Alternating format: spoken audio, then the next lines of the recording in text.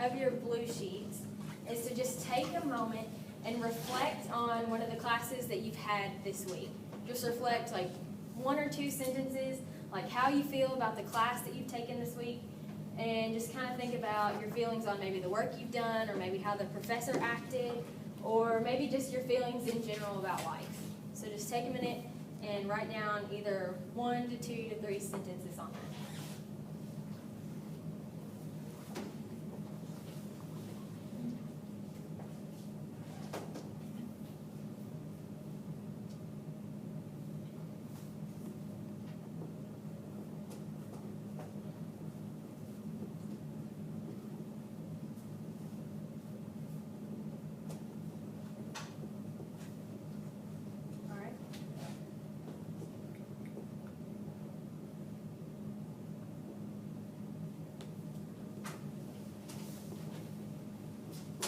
Okay, we can wrap up our thoughts, and now I'm going to tell you a little bit about our study. Now that you've reflected, we're going to go into the study that I did along with some of my colleagues.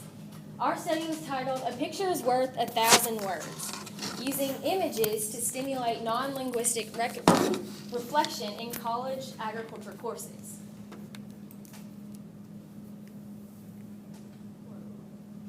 That's not going the right way. All right, I'm going to start this. That did not go in the right order. Okay, now we're rolling. Okay, now we're going to go over some of our lesson objectives that we did here. Now, upon the completion of this lesson and the research that I did with some of my colleagues, the learner will be able to understand the need for a reflection like we just did, as a crucial part of the learning process. Now, through non-linguistic representation that meets and reflects the use of images to allow students to explore their perceptions and understanding about a concept without reliance on language.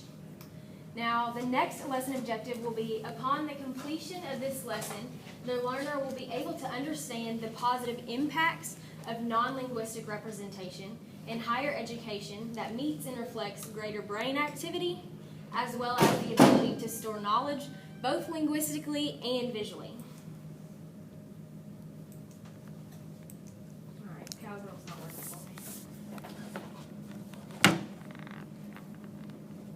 for me. All right, our study, like I mentioned, along with my fellow researchers, we decided to study a type of reflection called non-linguistic representation. Now, non-linguistic representation is a way of reflection where you reflect through images and pictures, not like your typical writing like we just did, or reflecting by speaking. Now, this process that we studied, it allows students to explore the perceptions and understand a concept without relying on language and writing. Now, our purpose as researchers, we have dedicated ourselves to making sure that every single person has a way of reflecting as a crucial part of the learning process. Now, the mode of reflection can vary.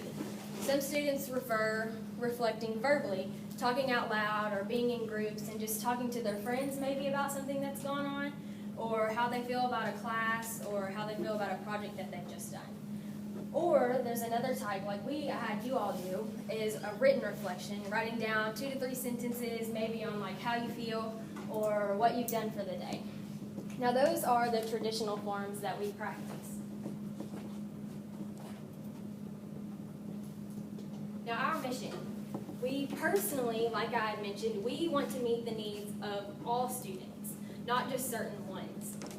And this is the importance of giving everyone an equivalent learning experience and allowing them to reflect in their own way. So like I said, we must accommodate to all learning styles. Now, the methodology behind the research that my colleagues and I did, we tested it out on some students at Mississippi State University in their undergraduate level program. Now, the first step that we tested out with the students was, like I had you guys test out, was by writing down a reflection in their classroom on some paper talking about their everyday life or just their goals. Then after that, the professor at Mississippi State University had his students move on and asked them to search for an image online that represented the feelings that they had towards the assignment that they had done in class.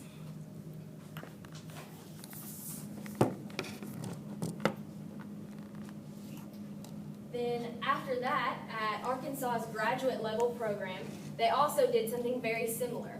They had an online research methods course. So this was an online course versus the in-class setting with the professor in the front and all the students there in front of them.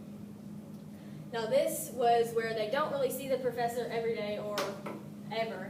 So they're online, and so they don't actually really communicate with the professor.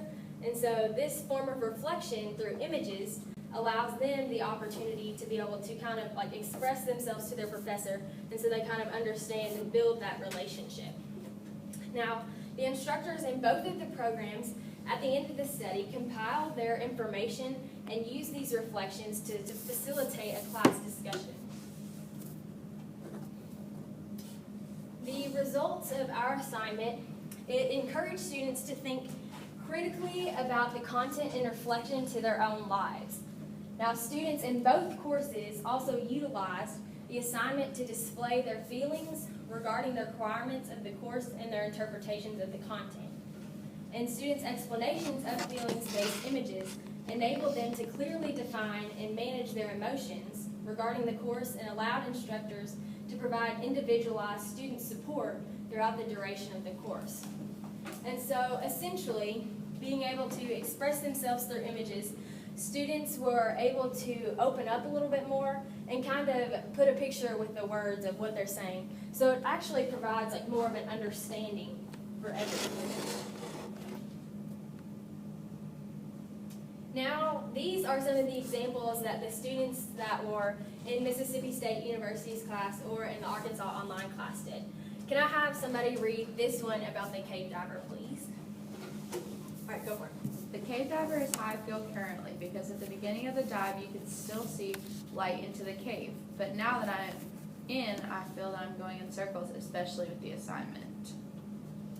Now, this was one way that someone in the class said they used an image of a cave diver to kind of explain how they felt about the class. And so now it kind of makes sense when you match like the picture with the words. And now, who wants to read this one about the Windex? All right, go for it. I chose Windex because it cleans windows. When Windex cleans windows, it provides clarity. When a presenter gives a presentation, it should provide clarity on the subject like Windex does to windows. All right, Good deal. So these are just kind of the examples of what this non-linguistic representation type actually is. So in conclusion, we decided as colleagues and some of the professors that we had worked with that this assignment will continue to be used in both of our classes in the future. And as we observed the positive impacts that the students and the understanding of the course material that they had and the ability for them to manage their emotions in the relation to the course. Additionally, our ability to monitor and respond to students' needs for individualized support over time enhanced student-instructor relationships in both of the courses, like I had said before, that they were able to understand like their feelings from the students and match it kind of with an image. But especially, it was impactful in the online course, like I had mentioned, where the student-instructor interaction is otherwise limited.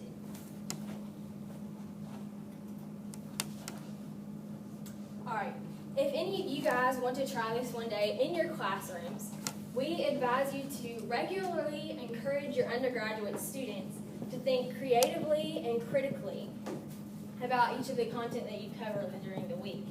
And I would also like for you as instructors to engage in supportive dialogue during discussions and individual contacts in order to maintain the ease with the graduate students.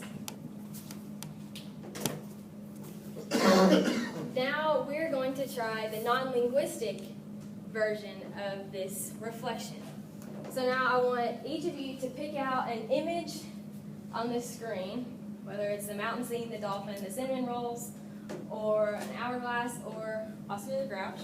and write down a sentence that matches the picture on how you feel about that class that we had just talked about and reflected earlier. And then could we have one person share? But I'll give you a minute, because these pictures probably threw you off guard.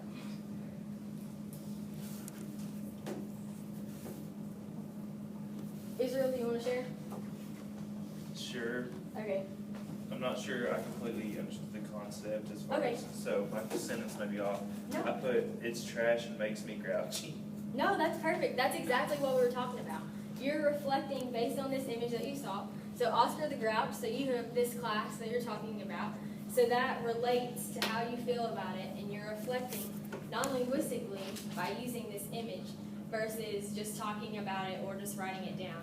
So this really provides more of an example, and now everyone else can visualize that it makes you grouchy and it's pretty much trash. So now we know about your class. Does anybody else want to share theirs? That may be a little bit different. Anyone have a positive class? Maybe like the cinnamon rolls and they make you happy? Okay. Okay, so I said that the water in the dolphin picture was Mhm. like my academic limitations, and this week when I did the ASC digestion Yeah. stuff, I was the dolphin jumping out of my academic limitations because now I know I can do it. That's perfect. That's awesome. And that is definitely non-linguistic representation. All right, do you guys have any questions about non-linguistic representation or like reflecting through images or like why we did this study? Anything? Any questions about anything else? It's kind of like adaptive learning, Mhm. like we talked about in 362. Oh I realize you guys aren't here yet. Yeah, I'm not there yet. But like how different people learn in different ways. A lot of times people will reflect in a lot of different ways. So I think it's really cool because a lot of times like I would much rather be like a visual person like this than just write it down. Yeah, I'm the same way too.